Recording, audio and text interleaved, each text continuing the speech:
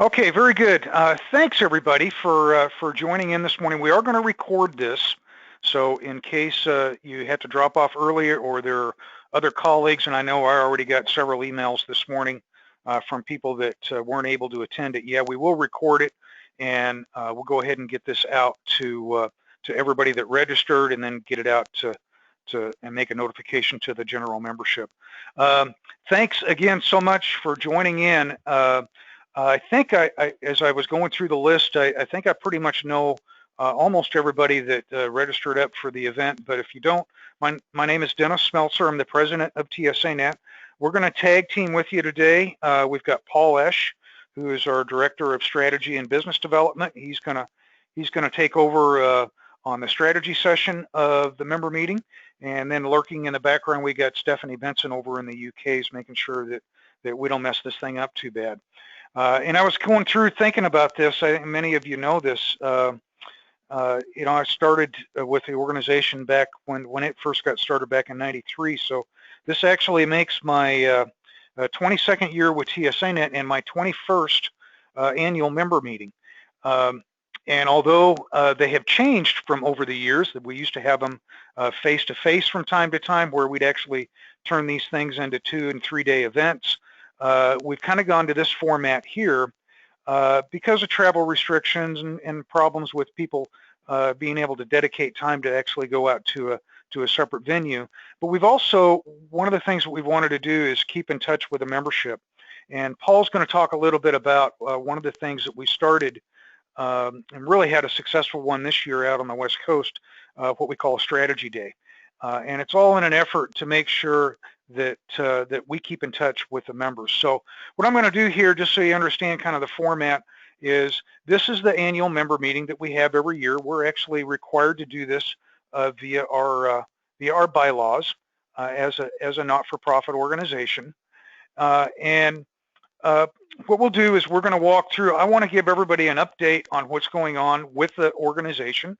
I think you're going to hear me probably emphasize this as well as Paul from time to time. You know, one of the key things and the reason that we've been around since '93 is because this is your organization.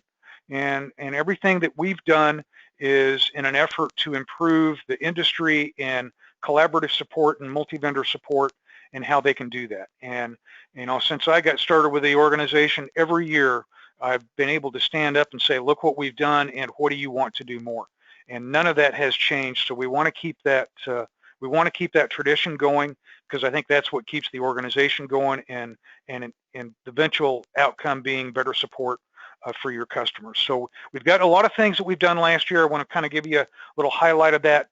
Paul's going to talk about the strategy and take you into what we're thinking of where we want to go, and that's a direct reflection of you and the board of directors, and we'll talk a little bit about that. So this is my business meeting slide. You know, it's an update on the activities. We have had actually times in member meetings where we've had voting going on. I don't suspect that will happen during this meeting, but certainly we'll give you an opportunity at the end of this to come in and ask if there's any new business that you want to bring up into the organization. If we do have any voting that happens, there's a process for that, right? And when you signed up into the bylaws of the organization, you know, it tells you that as an open group member, it's 1 vote per company. So regardless of how big or how small, if you're a basic or a premium member of the organization, you have a vote just like everybody else. And again, we'll be able to go back if you've got any business that you want to bring up. And not only this is an opportunity to do it just at this meeting, but also you know, if you ever want to bring up any questions or you have any feedback, again, contact myself. You can also contact Mark Mueller at Microsoft. He is the recently elected chairman of the board, and we'll talk about that on the next slide a little bit. But certainly, I know the board would be more than happy to hear from any of the members and any questions, complaints, or whatever it is that you might have about the organization.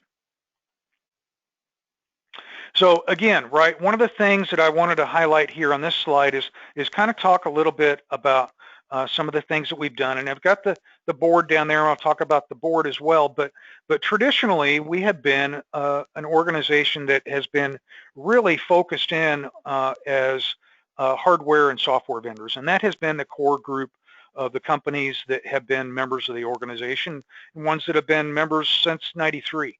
But we started to expand that, and some of it as what our members wanted us to do, because they wanted us to pull in other pieces, that relationships that they would form, and they would pull in these other companies that they wanted to be part of that. And that's where you get into some of the system integrated and service providers, integrators and service providers, as well as the distributors and the VARs. But we also keep in that core value of our hardware and software vendors. The other thing that we've actually been able to see is some companies that are providing third-party services that want to be part of the organization and participate in the core many-to-many group relationships, because they have their customers will have a product where they actually will have a support contract directly with a vendor, and they need a way to collaborate with them. So we've seen that to occur, and in general, I think there's been kind of a gray area that has been growing within the industry of kind of you have a company as a competitor one day, and then as a partner the next day, and then you're cooperating with them on different solutions. So the whole idea and concept of isolating the organization to just hardware and software vendors has been something that has been transitioning for time to time, and it occurs again today, and you're going to see more and more of that as we move forward. I want to talk a little bit about the board of directors, which we have gone back to an 11-member board of directors. That was one of the changes that we made this year. Again, this has been a very member-driven organization, but as a general rule over the years, the board has always been kind of the funneling point for the membership on what we needed to do and what was our strategy and what enhancements should we make to the organization. So, and again, I think one of the key things here for everyone to take away is this is your elected board. Every year in the March-April timeframe is when we have elections. And these members are brought on for 3-year terms. The company actually will hold that seat, and they can elect different individuals into that spot. But the company actually holds that. And if you're interested in serving on the board, these folks are volunteers. There's no fees that they get paid or anything. This is all volunteer work, and they do a fantastic job of helping us move the organization and directing us as to what we want to do, not only with the organization from a strategic perspective, but also from a tactical and business perspective on what we want to do and how we do that. And we'll talk a little bit about that, but wanted to give out kudos to the board, because they really do a fantastic job here.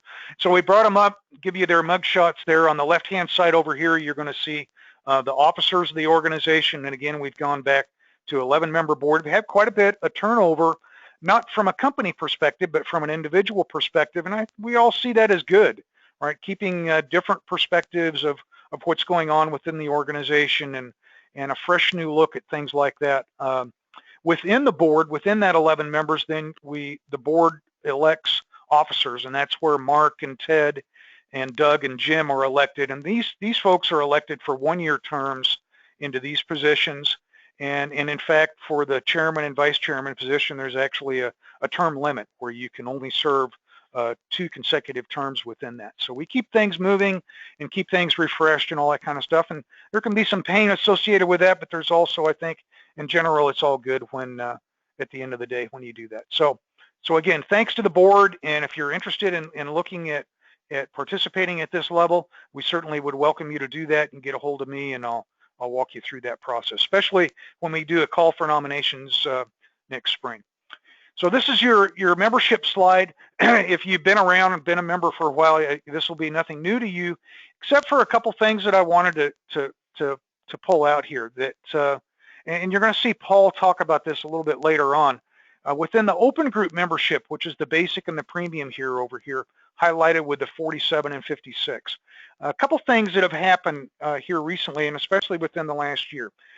One is it's always good. We've had about 100 companies, and if you look at that open group list, it basically is a who's of the industry. I mean, we've got most of the big players in here, and a lot of the medium-sized players that have an impact within the industry. we've always kept it around 100, and sometimes it go above that for a little bit, and then it'll drop down. Sometimes it would, it'd stay down around in the 90s category. So we pushed that up. Number one, that's the big thing this year, is we've actually gone back over 100. But you're going to see, and Paul talk about this, the goal is we want to get above that 100 mark and keep it above that 100 mark. So that's one of the things that we want to try to do this year. And I think the benefit to the membership is not only is that good for us as an organization, but it's good for you because there's more members that you can collaborate and work with. And then the other category here that I want to bring up is this limited member category. Now, I think a lot of you, we'll talk about custom groups in a bit, but for a lot of you to understand, these are companies that come in that we call limited members. And they have they're part of a hosted relationship with another company. Typically, it's just a one-to-one relationship with a hosted company. So what has happened here within the membership is these limited members have come on board. They've been asked to join into that one particular group, and then it's really not uncommon for them down the road to be asked to join into another group and another custom group that is another hosted group. And actually what has happened is this has kind of turned into one of the areas where we get our new members from and that move into the open group category. Is they're requested to join into this hosted group into a partner program, and then pretty soon they start to see the value of being able to engage and work with multiple companies, and so they go on to that upgrade path and come into open group members.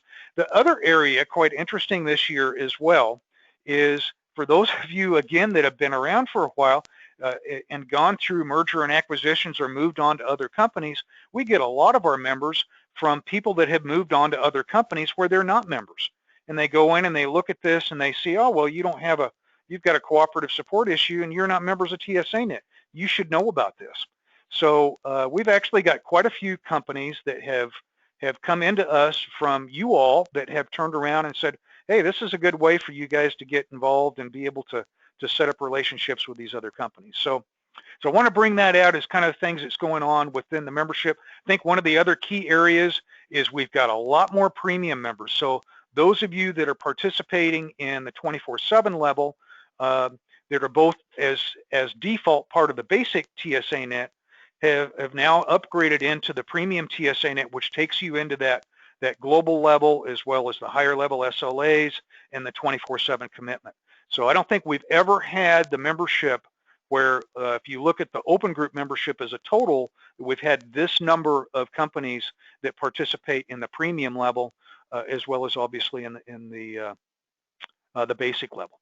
So want to bring that up as far as membership. I think over here on the right-hand side, you can see we had a big spike in 2012 in the limited members that came in. And then, of course, the risk in doing that is that, the partner programs, depending on how active they are or what their particular focus is, you're going to have a dips in the limited membership. But you can see overall, last year, we're getting more and more of that. And that is a direct reflection of what's going on within our custom groups.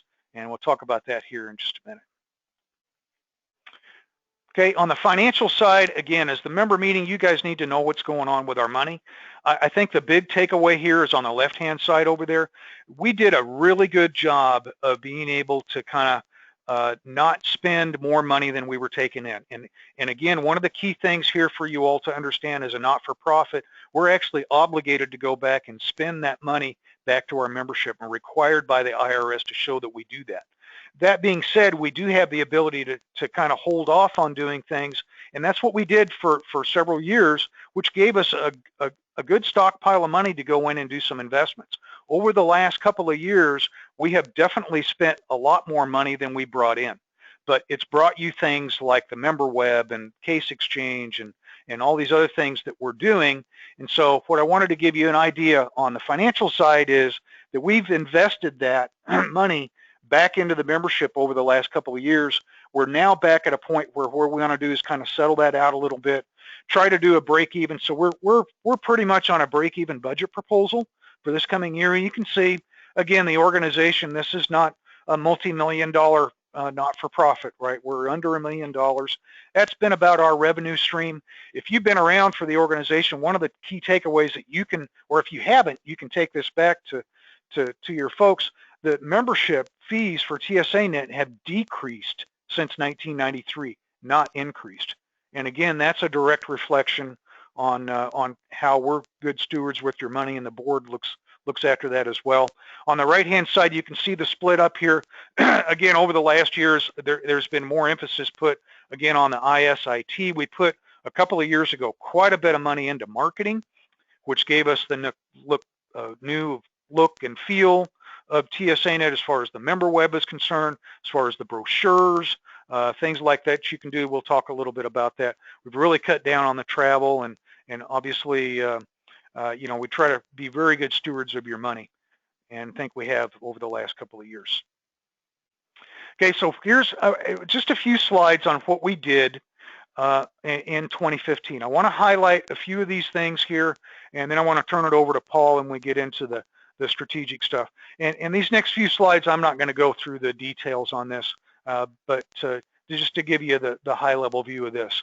But we have done a lot of work on the member web and continue to do that in 2015, as well as, again, work on case exchange. Custom groups, I want to spend a little bit of time talking about that if you're not involved in that. And then, of course, as well as custom room comes along, that microsite, which gives you the ability to use it within the knowledge and the training exchange areas. So those are the key things that we really focused in on 2015. Again, I'm not going to get into the details of this. You guys, we'll send out these slides and you can look at this. But I think the key things to take away on this is we actually had a winter release, a summer release, and a fall release in 2015. And we did a lot of work on the member web area. Improvements to the site navigation, as you're aware, in 2014, we really did a total rework of the entire website. And so a lot of the winter release was kind of fixing some of those things that we saw, this didn't work the way we really thought it was going to do, and we were getting complaints about this and all that kind of stuff. So we did a lot of work in the winter release of getting some of those things done. We get into the summer release. It's actually where we introduced a few new features. You're going to continue to see this in 2016. One of the things I'd like to see everybody take advantage of a little bit more, this internal notes area where your engineers are going in and they need to engage or work with another company. You can actually put internal notes that only your engineers will see. That it could be just little nuggets of information about, hey, if you contact this company, make sure you do this because this is how their product interacts with ours, or make sure you use the right department, or wherever it could be. Again, case exchange, we'll talk a little bit more about case exchange.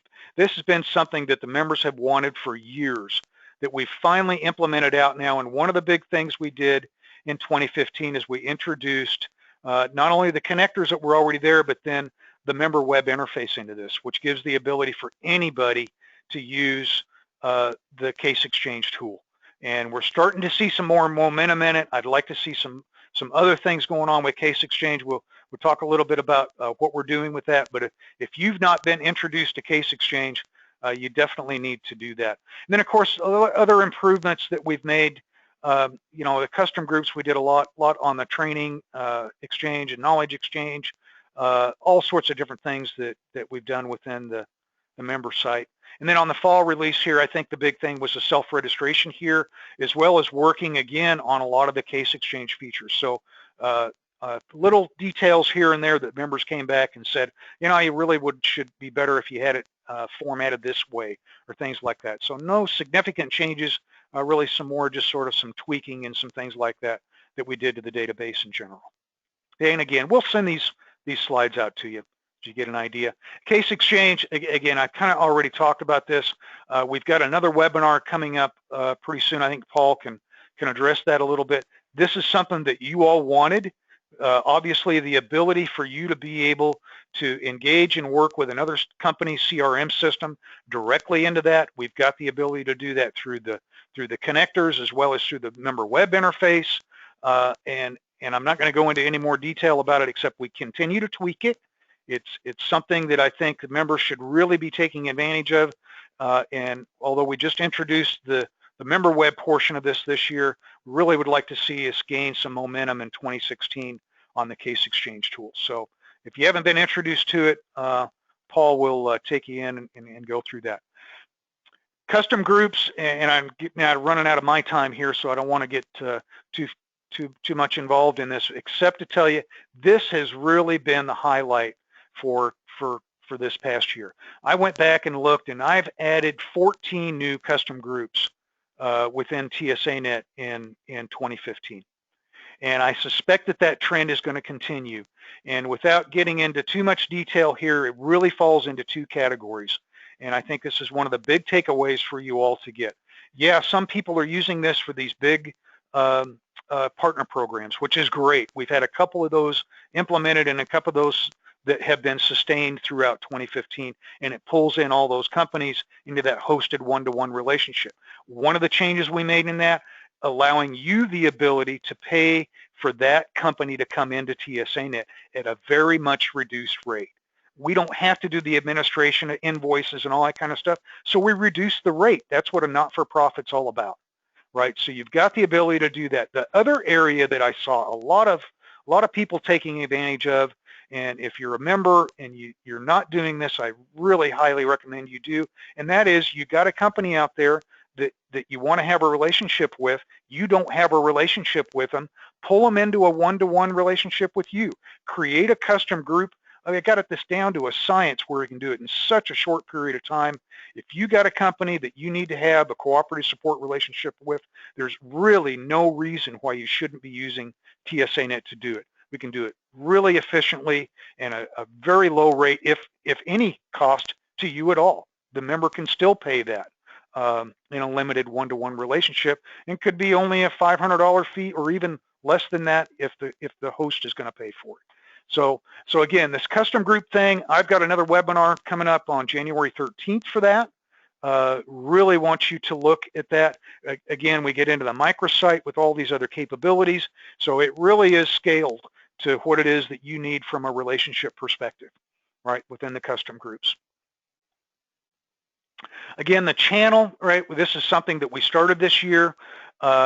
There's some information that you can go out and get on that. This is something that we've actually had kind of by default through some of the hoster groups for a while. Now we're looking at pulling in at a much more strategic area, and perhaps even into these more strategic custom groups. It looks like that's the way that we're going to look at it in 2016. But if you've got channel partners out there, again, companies are just now releasing, hey, TSANet could be a really good way and a much more efficient way for me to pull in my channel partners and work with them directly within these custom groups and strategic groups that I have set up for you, right? So there's brochures out there on it. Again, if you need for us to come in and set up and talk to you about there, we'd be more than happy to communicate this out to your teams and your channel. We're already starting to do that. Just give us a call, let us know, and we'd be more than happy to work with you on that.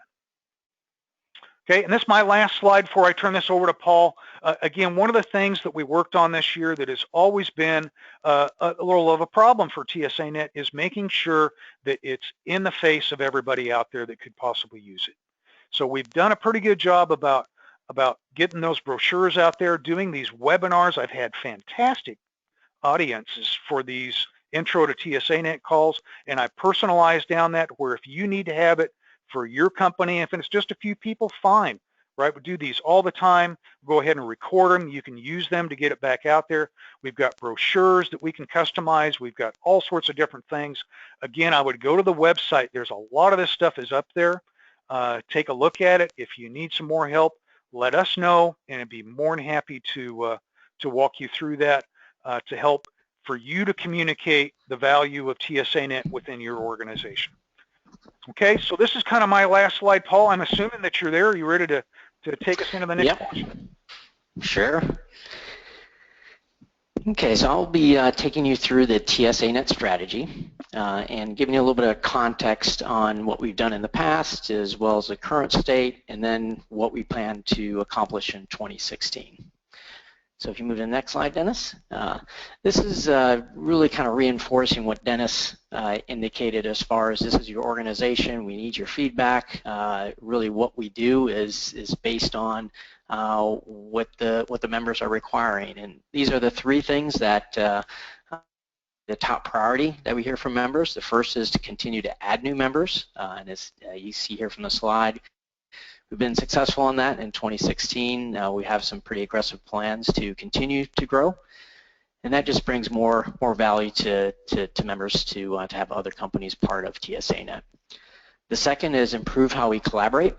We did a lot of things both with the member web as well as Case Exchange fits into this area, and you'll see in 2016 just really some continued focus on that. That's arguably kind of the core of TSANet is collaboration on common customer issues, so you'll see continued focus there. Adding more value, and this is where the custom groups come from. This is where expanding in the channel. This is where microsites, knowledge exchange, train exchange, all of those new things are really in this improving overall member value. So if we move on to the next slide, give you a little context on where we have focused and spent money here over the past 3 years. As Dennis indicated, we started out in 2013. We did have a very substantial investment in the marketing area, so that generated a brand new public website, got us into social media, started brochures, things like that. We also had our 20-year anniversary event, so quite a bit of focus on messaging around that. So clearly I would say 2013 was really the year of getting the marketing in place and re-engaging with the membership. Then after that event and a couple of sessions on the strategy, this is where we started to shift into refreshing what members receive as far as the offering. So this was really the key to coming up with a completely new member web. Started to get us working on Case Exchange, and then really continuing into 2015 with that same theme of focusing on the features and the functionalities that members need when they join TSANet. So this is really kind of the context of where we have focused here over the past 3 years related to the strategy. So if you take a look at the next slide then. We had a strategy day. In fact, this one was hosted by Cisco in the Bay Area, and we had I think close to 30 members there, so it was quite well attended. And one of the sessions here was quite an interactive session, was to come up with a current state for TSANet. What are our strengths, and these, maybe not in a specific order of priority, but I think the top one was really stressed quite a bit, is this, member-driven, very active board. Dennis highlighted that. I would emphasize that as well. We've got really every single one of the board members very active and, driving TSANet for the members' benefit. But other things came through on the strength. Certainly the member base, as Dennis indicated, is kind of the who's who. So a lot of the top companies, pretty good adoption here as far as the hardware software vendor space. So we really feel that that's kind of the key there. And then we did get some positive messaging back on the new member web, Case Exchange. So people really are seeing now the features that we've invested in over the past couple of years starting to bring some value. If we look at the weaknesses, this is a pretty common theme as far as the first bullet, this lack of awareness with engineers. So, and again, this is, the core of TSANet is your engineers needing to resolve a customer issue, need to pull in another vendor. If they're not familiar with TSANet and they don't have confidence in using it, then there's a good chance that they'll take the hard path to resolving that customer issue. So they really felt we needed to try to focus on how do we improve the awareness with engineers and really get their confidence to use it and use it more often. So you see a few of these other weaknesses, I think, kind of reflecting that as well. So some of the onboarding weaknesses with engineers, making sure they're trained. A few other things related to reporting capabilities and things to really try to highlight how it's being used and what could be done to improve that. Then on the opportunity side, and you'll see a lot of these reflected in what we do in 2016. Again, some things around more proactive and interactive member feedback, and you'll see this continued focus on the strategy days going into 2016. But then some things that we're continuing here from 2015, so expanding to the channel. Everyone certainly feels that is a great opportunity. More custom groups for partner programs. and then improving some of this first-time use of the member web and really highlighting some best practices as well. I think that was something that we see happen in each of the strategy days where we get the members come together. And it's interesting, some members are taking advantage of certain features, for example, custom groups, while others aren't. And that, kind of face-to-face interaction tends to really, drive some members to learn from each other. So we do feel that coming up with a few good case studies would help that as well. And then on the threat side, I would say, as an organization, maybe we don't have as large a threats as maybe another company, but certainly if we lose major members, and I think that's where our continued focus on, the board and the membership, that's really where our top priority is. And then we have a few maybe more tactical or operational threats that we need to keep an eye on as well. So if you move to the next slide, Dennis, this kind of sets up then the focus for 2016. So if you remember, kind of the history, 2013, a lot of focus on the marketing side, 2014 and 2015, really bringing the offering up in heavy investments there. We see 2016, and if you recall back on the current state, we need to really spend some time on the membership. So I think we feel we've got a strong offering now. We've done some investments, we've modernized some things, and really now it's time to work with the members and make sure they're getting the most value out of TSANet. And certainly we feel that kind of higher level touch and really trying to work with the members, that may drive some more enhancements to the offering. And we do have 2 releases that will be planned for 2016, a spring release and a fall release. It will also drive some marketing activities. So we've already heard from the last strategy day that people love the brochures, but we feel we need a refresh. We feel we also need to add some case studies. So some of those marketing assets will be refreshed in 2016. And then on the operations side, you'll see a real increased focus here on personalized communications. So kind of moving away from the you get this email, you get that email. It really feels like fairly generic stuff that we're telling you about. You'll see us move into what's called a personalized monthly communication to members that really is going to focus in on how are you using the service, what could you do to improve your usage, what are some offerings that you're not taking advantage of that you could. So again, really trying to personalize that communication to get each member more value out of TSANet.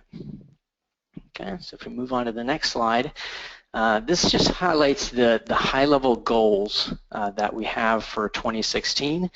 And I have some corresponding slides that will reinforce kind of how we plan to achieve each of these. But the first one is increase the usage of the member web at 10%. So this is, again, focusing in on the engineers that are actually using it, that need to collaborate. We do want to see that usage increase.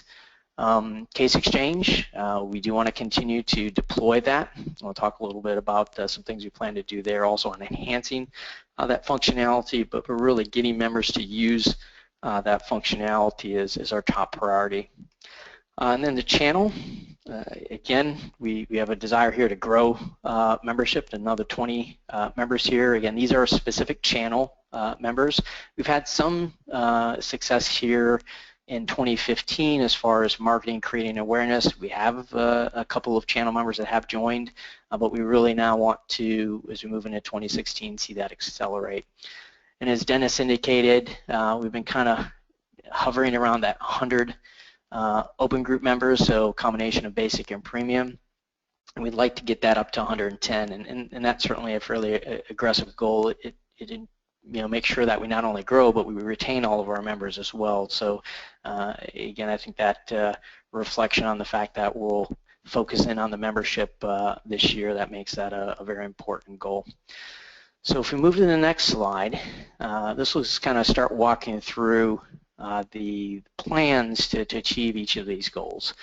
So when we look at the member web, we really have 2 areas that we plan to focus improvements on. So the first is to simplify the collaboration. And again, the new member web brought a lot of improvements there. We have heard a lot of positive feedback, but we know that we can make things even better. So a few things we plan to do here is adding dynamic search, so that search becomes more of the first way that you search for members, and having that be very dynamic, so search is as good as you would expect it to be.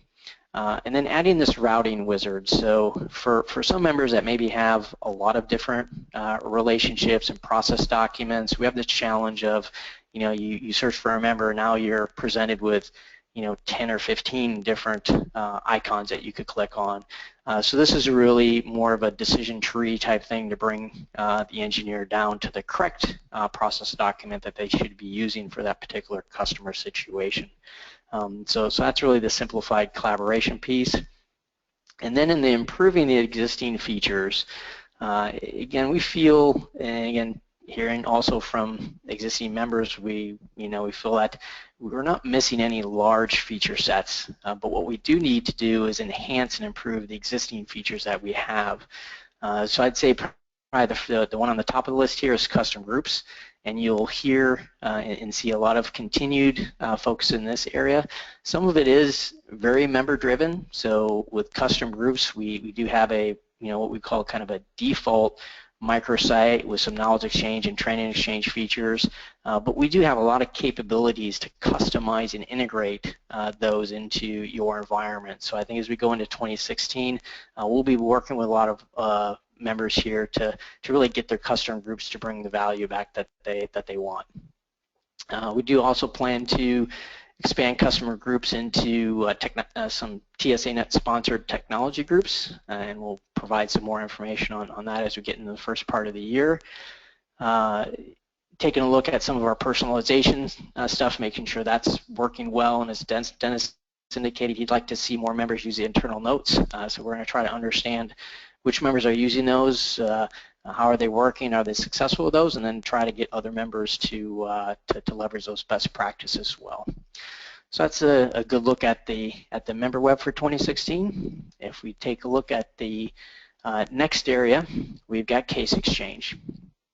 And again, this is really focused on 3 areas deploy, which again we have some goals here to get this up to 30–40% of the open group membership using. So quite a bit of focus there on actually getting this deployed. On the improve side, we do have some things that have already been identified that we do need to do. So for example, Salesforce has moved to this new, or is in the process of moving to a new Lightning user interface experience. So we'll be coming out with a new connector to support that, and some improvements on the web interface of Case Exchange. And then really when it comes to the new things for Case Exchange, those will really be member driven. So if you're interested in Case Exchange and something's not working to your satisfaction, or something's preventing you from onboarding on this, this is really, we'll be working very closely with members to see, what does it take? Is it a new connector that we need to build? Is another integration that we need to have? So that will really be very member driven and fairly tactical as far as making sure the new things that we're doing is helping us deploy Case Exchange. Okay, so moving on to the next slide, we have the channel. And here I think a little bit of a shift from 2015 to what our focus is going to be for 2016. So 2015 there was a lot of broad marketing awareness to the channel directly to make sure that they understood that TSANet was now expanding. We had some focus also on existing members to try to pull their channel support programs in, so I would say a little bit of a balance. As we go into 2016, we're really going to place a lot of efforts on working with existing members, and we've already had some great conversations with some members that feel that they can bring their channel support programs in through TSANet. And again, a lot of value to both the vendors that would be doing that, as well as the channel if that's done correctly. So we do see this kind of a very high touch process with the channel going into next year. And again, I'm just reinforcing the communication tools that are available. Dennis highlighted on those earlier, but we do have landing page here, tsanet.org/channel. If you go to that, you will find a lot of material, channel brochures, channel presentations, blogs, webinars, all the things that we're doing related to the channel you'll find at that landing page. And if you have any questions or you're interested in that, certainly let me know. So then moving on to the growing the open groups. You saw there the desire to grow open groups up to 110. Really the way that we've been successful this year, and we're really seeing some good trending exiting this year, is with the custom groups. And there's two reasons that that's happening. One is it's bringing on more limited members, as you saw, and we're having success upgrading some of those limited members to basic or premium. But also sometimes that custom group that could be a peer-to-peer group, maybe with a particular go-to-market strategy with a few vendors, where an existing member or group of members are inviting in other companies, and a lot of times with a peer custom group, that's resulting in them joining straight away as a basic or premium. So custom groups, again, will continue to be a very high priority for us in 2016, and primarily because we see that as a win-win. It certainly helps the member that is sponsoring the custom group to get more value out of TSANet, but it also helps all the members, because that's one of the key ways that we see TSANet grow. And probably the other thing I would highlight as well, and we talked about it in the member web plans, is the custom group microsite and the features associated with it is an area that we'll continue to develop. So we do see that that is a pretty high priority there. And then really the second thing is in the area of retaining members. So making sure members are getting the most value they can out of TSANet, and you saw a lot of the initiatives there as far as focusing on the engineers, making sure the awareness and the training and the confidence is there to use TSANet and really get the usage up, and then helping other members understand what some of the best practices are by spending some time with case studies and highlighting how other members are being successful with certain features and functionality of TSANet. So that's the open groups. This is my last slide, and the one I probably spend the most time on, because I think it's the most important, which is how members can be involved with a strategy. And the first three here on the top, the agreements, are really things that you can do right from your desk. So we have a yearly survey, and again, that goes out in the springtime. But we also have a monthly survey that goes to a group of individuals that have used the member web over the previous month. So if you do see a survey from us, that's one of the ways that we try to get some structured feedback in. So please do take the time to answer those surveys. We try to keep them very short, not too many questions there. So bringing that in. And then voting for board members, Dennis indicated that.